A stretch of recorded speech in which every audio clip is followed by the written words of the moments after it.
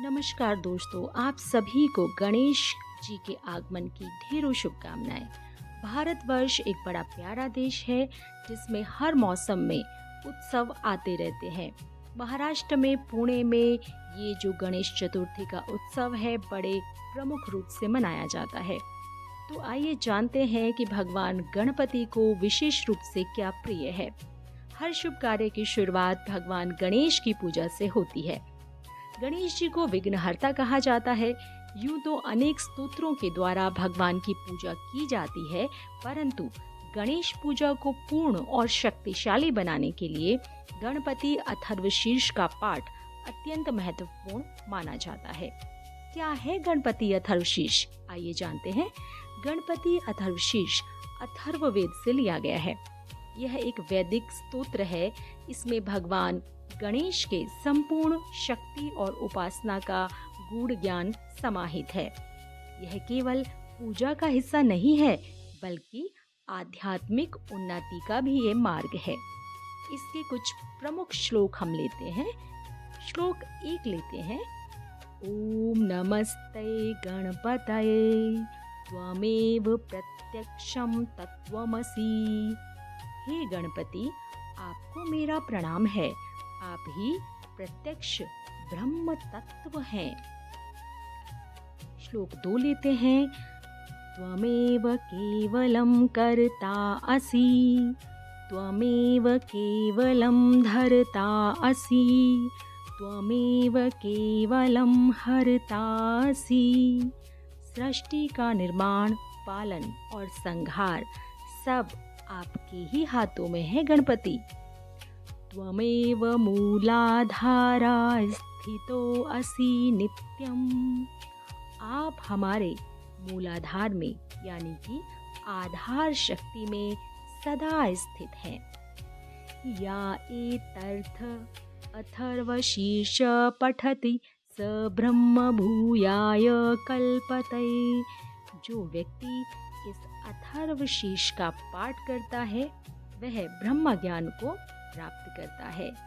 तो आपने जान लिया कि कितना शक्तिशाली है अथर्वशीर्ष। गणेश जी की पूजा में इस पाठ का क्या महत्व होता है? तो इस पाठ का अगर आप रोजाना इसको करते हैं तो विघ्नों का नाश होता है, ज्ञान और शक्ति की प्राप्ति होती है, मानसिक शांति एकाग्रता बढ़ जाती है और संकल्प की सिद्धि होती है। यह पाठ सांसारिक सफलता व आत्मिक शांति दोनों पूर्ण करता है। इस प्रकार की पूजा करने से पूजा में पूर्णता आ जाती है। गणेश चतुर्थी एक बहुत महान पर्व है क्योंकि गणपति को बुद्धि सिद्धि का दाता कहा जाता है। शुभ और लाभ गणपति जी के पुत्र हैं। तो यदि किसी ने गणपति जी को मना लिया तो स्वयं ही अपने आप बुद्धि सिद्धि रिद्धि और शुभ लाभ उसके घर में निवास करने लगते हैं।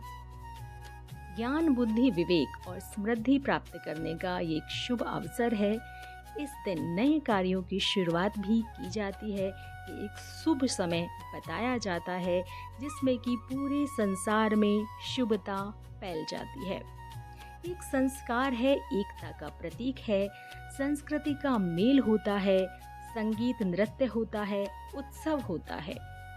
साथ ही साथ यह आध्यात्मिक शुद्धि के लिए भी एक बड़ा अवसर है क्योंकि गणपति को विघ्नहर्ता भी कहा जाता है।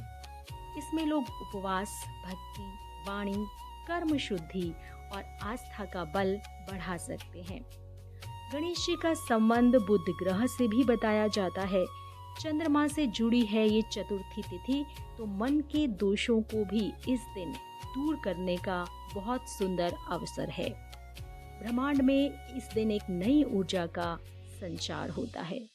और आज हम जो ये उत्सव का पारंपरिक रूप देखते हैं, ये रूप जो है ये 1893 से शुरू हुआ जब बाल गंगाधर तिलक जी ने गणेश चतुर्थी को एक सामुदायिक उत्सव में परिवर्तित कर दिया। बड़े बड़े पांडाल का ये जो स्वरूप है, ढोल नगाड़े बजते हैं, नृत्य होता है और 10 दिन का ये उत्सव मनाया जाता है। ये हमें बाल गंगाधर तिलक जी की ही देन है। उससे पहले सामूहिक रूप में इतना बड़ा उत्सव नहीं किया जाता था। तो दोस्तों, आपको ये जानकारी कैसी लगी? आप सभी का सुनने के लिए धन्यवाद।